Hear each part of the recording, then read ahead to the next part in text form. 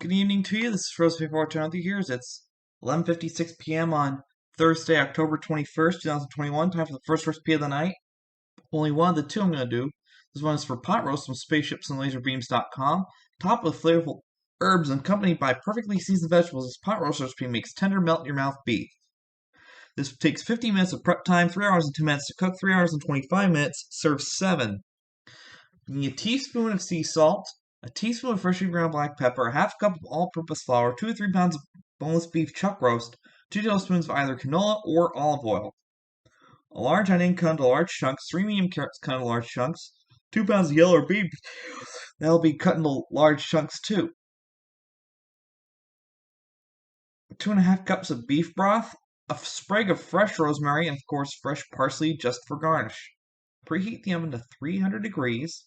Combine the salt, pepper, and flour. Spread flour in a dish or on a piece of parchment paper and dip the roast in the flour mixture, and you want to coat it on all the sides. Heat oil or medium heat a large oven, safe Dutch oven or stock pot. Brown the roast on all sides for about 5 minutes. Remove meat from the pot and set aside. Then, you add the additional oil if needed. Add the onion and carrots to the pot and saute for about 3 to 5 minutes or just until the onions begin to soften and caramelize around the edges.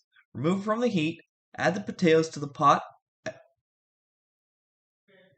over the vegetables, add the meat back into the pot over the other ingredients, pour the beef broth and a sprig of rosemary right over that meat, cover with a lid and place in the oven.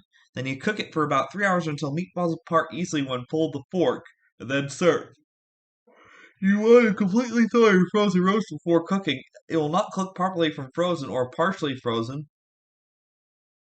You want large chunks of carrots and potatoes, so your vegetables won't get mushy by the time the pot roast is already fully cooked. If you want more gravy, you can add additional beef broth to the pan before cooking. Or you can make a cornstarch slurry by mixing a teaspoon or two of cornstarch with equal parts of cold water and then stir the liquid in the pot. Simmer on the stove top for a few minutes if needed to thicken the gravy. However, this makes a pretty good amount of gravy until it thickens with the flour used to brown the roast.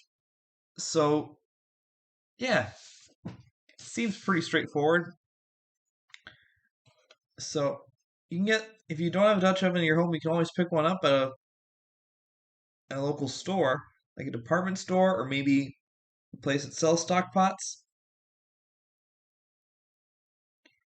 like kitchen supply shop. Yeah, those will work. But this pot roast is definitely one great family dinner that you'll never want to pass up. It's that good. It's so tender and so delicious. So log on to spaceshipsandlaserbeams.com to look for this recipe. That's it for this one. I got one more recipe coming up for you, so stay tuned.